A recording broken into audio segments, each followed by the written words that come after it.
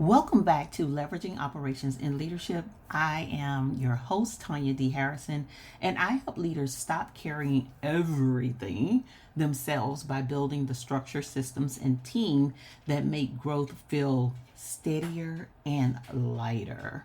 Today, I want to talk about something that is underrated and sometimes misunderstood, and that is structure. Sometimes we think of, and I have that corporate background too, so I've been in environments where structure felt like a lot of red tape or bureaucracy and or something that bigger organizations should have.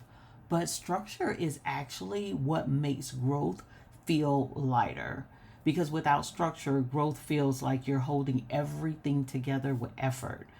With structure, growth feels like momentum. You're moving forward and you're riding this wave.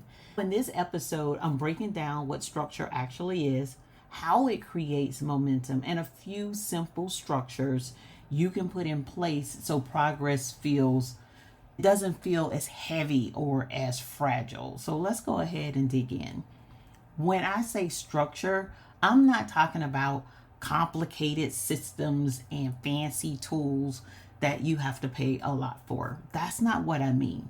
When I'm talking about structure, I'm talking about simply the way work flows without you having to think about every single thing every single time. It's like a rhythm. It has rules, it has roles, it has review. All of these things are embedded, but it helps us to how we make decisions, how we set priorities, how we delegate or hand things off, how progress gets tracked, how problems get surfaced earlier instead of becoming emergencies that we have to be reactive to on a regular basis. When structure is missing, what we normally do is we compensate with effort. We're exerting more effort, more energy, and ultimately being more overwhelmed. You don't want to be the reminder, the follow up, the quality control. We want some of these things to already be put in place so that things flow smoother and then that we're not exerting as much energy. And when you don't have structure, a lot of these things, like I said, become heavier. It feels heavier because effort was never meant to be the system. That's not what it's all about. So the truth for me is that initially I put forth a lot of effort and things didn't get easier because I worked harder. They got easier because I added structure. There was a season where I was extremely productive, but not stable. And I was exhausted and overwhelmed.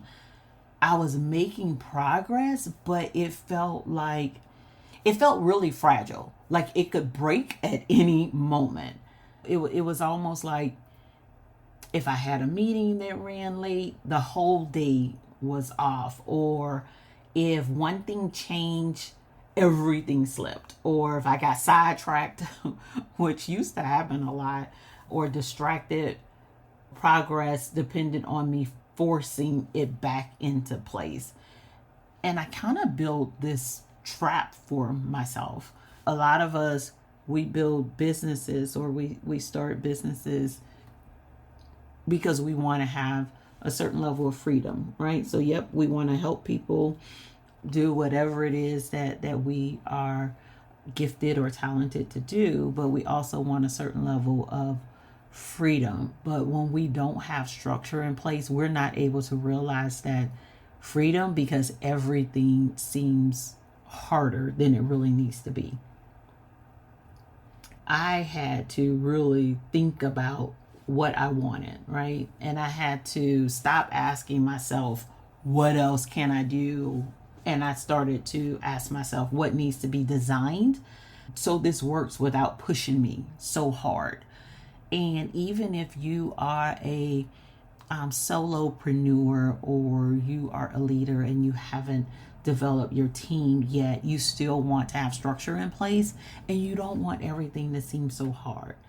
So, asking the right question is how I started to lead better, work better, grow easier without feeling so tugged and drained.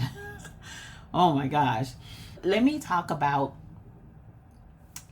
the good side of structure. Let's talk about, what structure actually unlocks. First thing, it unlocks decision fatigue. When you have a planning rhythm in place, you're not waking up every day deciding what needs to get done, what matters. You already decided it. It's already planned out. You already know what it is that you're going to be working on each day and each week. So you take that drain off. Another thing that it does is it reduces rework. When your expectations are clear and your outcomes are defined, you stop fixing the same problems over and over again. And then you're able to clearly see opportunities for improvement and opportunities to develop efficiencies, whether that is automation or delegation or whatever the case may be. The third thing is that structure, it protects your focus. And this is huge as a leader. It's huge as a leader, whether you are leading in a corporate environment or leading as a business owner. Your focus is extremely important, because instead of reacting to everything, you are operating from a plan. So you know what deserves your attention, you know what doesn't.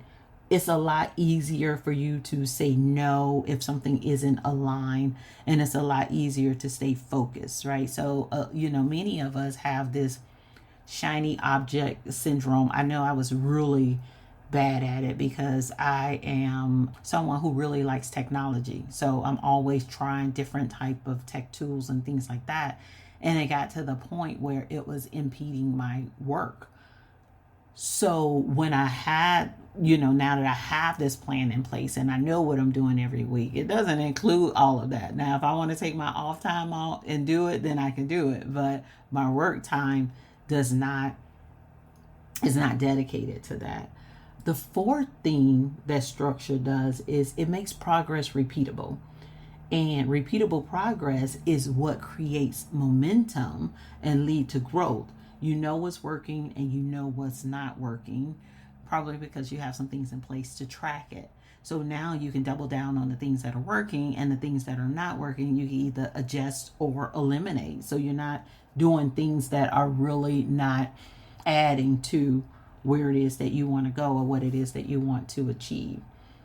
The key point is that if you constantly feel like you are pushing, it's usually because the structure isn't carrying enough of the weight. So you're going to feel drained and overwhelmed. I want to share with you, because one of the things we do is I want to get practical. I want to share with you 3 simple structures that can create momentum and lead to growth. The first one is that structure number 1 that you want to put in place is a weekly outcomes and review rhythm. This isn't a long to-do list. 3 outcomes. I have my leaders focus on 3 key outcomes that they want to do in a week. Of course, you can do more, but at minimum, these are the 3 things that you need to do. And you're really saying what will be true at the end of the week. Here's what it is that I'm going to do.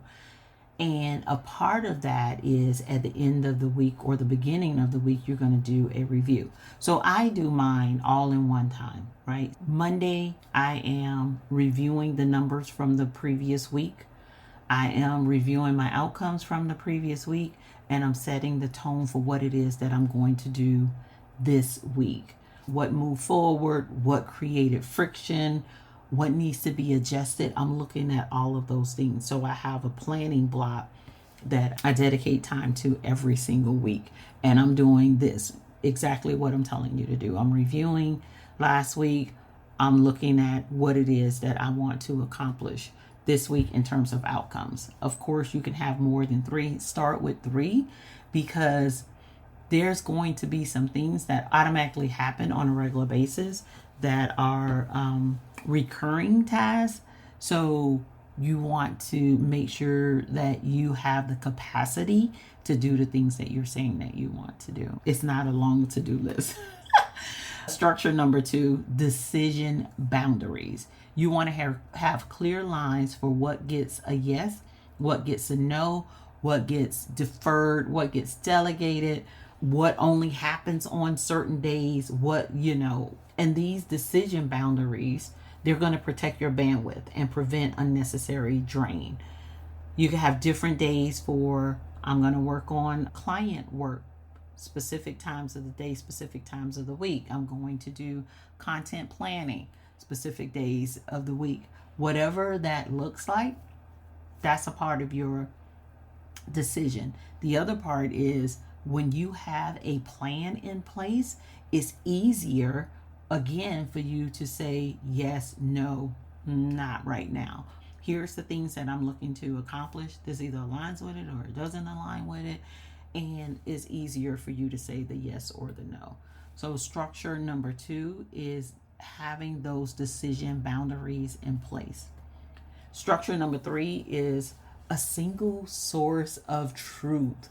Now, this is more important than people realize. You want to have one place where work lives, where progress is visible. And I use a project management tool. It doesn't have to be a specific tool. I happen to use ClickUp. I recommend Asana a lot, but it doesn't have to be a specific one. I was a Franklin Covey girl, right? So I have a bunch of planners. I'm used to doing a lot of writing and things like that. But what you want to do is you want to make sure that you have everything in one place. One thing that I was bad at was having different planners. And depending on where I was and what I was doing, I'd pick up a planner and start writing in it. That's not one source of truth if you have multiple places. Just think of one place that you could house as much information as you can in terms of what you need to get done, where things are at in the process, and all of that. One single source of truth, right? So this is going to tell you at any time, I know what I'm working on. I know who owns it. If I've delegated it to somebody else, I know where they are. What does done look like? What's to be done next? All of these things can be housed in one place. Find a place to house it. It's totally up to you. Everybody is different. Some people house it in a spreadsheet on Google Drive. Mine just happens to be, like I said, in ClickUp. I can go there. I can see if I've assigned something to my virtual assistant. I can see if she's done it. I can see if she has any questions, any feedback. I can see what I have, 3 things that I want to get done this week, these recurring tasks. All of this can be found in my project management tool. But again, it's not about the tool. It's about visibility, and it's about having one place where everything kind of resides. So those are the 3 things that you can put in place right now that is going to help you gain momentum, and then it's going to also help growth feel a little lighter. And these things, all of the things that I'm talking about, are the things that I work with in the leadership shift.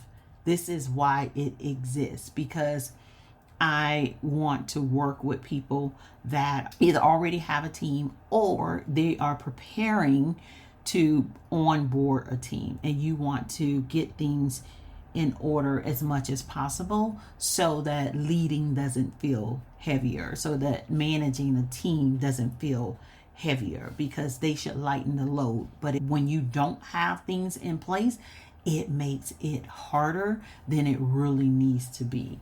So inside the leadership shift, we identify where work is relying on effort. We redesign the structure so progress becomes repeatable, and build leadership rhythms that protect capacity, because structure doesn't slow you down. Structure is what actually frees you up. All right. If this episode resonated with you, here's your question for the week. Where are you relying on effort because structure is missing? Pick one area and add one simple structure. And if this conversation helped you see growth differently, share this episode with a leader who's carrying too much. And I look forward to talking to you next week.